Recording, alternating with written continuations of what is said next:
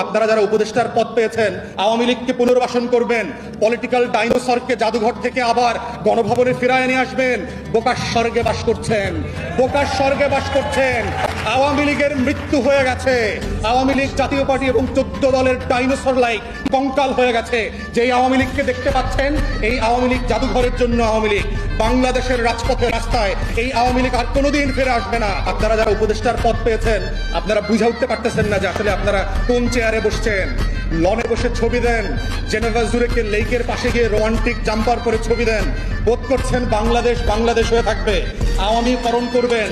অন্তর্বর্তীকালীন সরকারকে বলছি, 1 নম্বর কাজটাই ইমিডিয়েটলি করবেন। গণতদন্ত কমিশন হতে হবে। কয়জন লোক গণকবরে গেছেন, কয়জন আহত হয়েছেন, কয়জন রাবার প্লেটেড গুলি খেয়েছেন, 7.62 ব্যারেলের যে রাবার বুলেট ইউজ করা হয়েছে, যে অস্ত্র ব্যবহার করেছে, এটার অনুমতি কে দিয়েছে?